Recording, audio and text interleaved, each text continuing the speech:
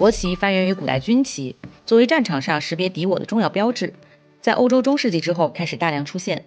尤其是船只在航行时，更需要悬挂旗帜，让对方在很远处就能看见。世界上最古老的国旗来自于丹麦，自1219年使用至今，已804年。丹麦是北欧5国之一。有意思的是，你看，其他4个北欧国旗也都是十字形的。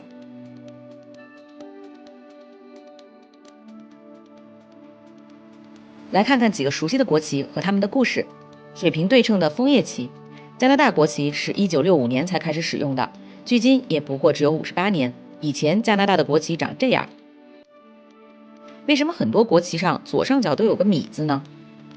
这是因为英国的前殖民地国家会将米字旗放在国旗上，以表示与英国的特殊关系，比如澳大利亚、新西兰。印度也曾在18世纪使用过 Star of India。美国国旗最早也不长这样，从1767年开始的256年里，样子可是没少变化。最近一次是在1960年，增加了一颗叫夏威夷的星星。那么你知道英国的米字旗是怎么来的吗？英国面积最大的地区是英格兰。1606年，苏格兰加入英格兰第一次合体，国旗变成了这样。1801年，爱尔兰又加入进来，第二次合体，大功告成，演变成了现在的这样。仔细看，米字旗并不是左右对称的。至于不对称的原因，主要是从视觉上考虑的。如果直接把苏格兰的圣安德鲁十字简单加上去，就变成了这样。这个妥协的方案是为了让苏格兰和爱尔兰更加平等。尽管1801年就有了现在的米字旗，但是直到1933年，米字旗才被正式确立为英国的国旗。目前国旗的设计大体可分为15种，其中横3条旗、竖3条旗使用是最多的。只需要看下欧盟国家有多少个3条旗就知道了。目前全世界有超过40%的国旗采用3条旗。那么问题来了，为什么这么多的国家采用这种设计呢？17世纪的荷兰是名副其实的海上霸主，不断在海外征服土地。当时就在船上悬挂旗帜，同时也因为3色旗的制作简单，在一块白布涂上橙蓝2色即可，又简单又实用，很容易复制。自此，这种悬挂3色旗的文化就像病毒一样传播开来。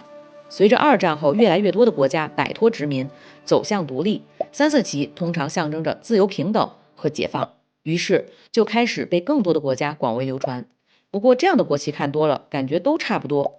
让我们来看几个有个性并且与众不同的国旗吧。最宽的国旗是2022年世界杯主办国卡塔尔的国旗。全球大多数国家有1/3使用了2:3的比例，1/4使用的是1:2的比例，这是最为常见的2种比例。而卡塔尔则采用了长宽比为11:28。当高度一致时，它是最宽的那个国旗。那最窄的又是谁呢？瑞士和梵蒂冈的国旗是正方形的，它们俩是最窄的国旗。接下来我们看看形状不规则的国旗。尼泊尔也是世界上唯一的非长方形的国旗。月亮与太阳代表尼泊尔为印度教的国家，也象征国家能与日月共长久。2013年，有人发现尼泊尔国旗的高度与宽度之比是一个无理数。唯一有紫色的国旗是多米尼克。历史上紫色很贵，是皇家的颜色，当时紫色的原料难以生产，价值甚至会超过黄金。多米尼克的国旗中间有一个红圈，会有一个紫色的帝王亚马逊鹦鹉，这也是多米尼克的国鸟，该国特有的。国旗上有龙的国家，不丹，地处喜马拉雅山南麓的不丹多阴雨，常打雷，这条龙也被当地认为是雷龙。由于不丹的外交政策受制于印度，与世界上大多数国家均没有外交关系，不丹也是被现代化影响最少的国家之一。双胞胎国旗，看看这2个国家的国旗，你们发现它们有什么不同了吗？它只有宽度略有不同，剩下翻转就变成了波兰国旗。不过请注意，国旗可是最忌讳倒转的哟。曾经使用纯色作为国旗的国家：法国纯白色，阿富汗纯黑色，利比亚纯绿色。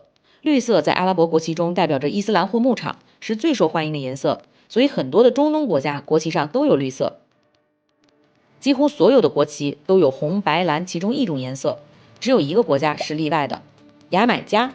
牙买加国旗是当前世界上唯一红白蓝3不沾的国旗。100米跑得最快的博尔特就是牙买加人。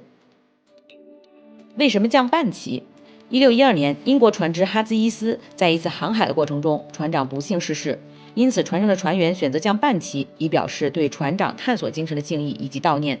这是降半旗最早出现的时间。不过，这种方式被世界各国接受，是出现在19世纪下半叶，欧洲大陆逐渐盛行降半旗。联合国第一次降半旗是发生在1948年，这是纪念印度著名的民权领袖甘地。75年里，目前一共仅有20次降半旗。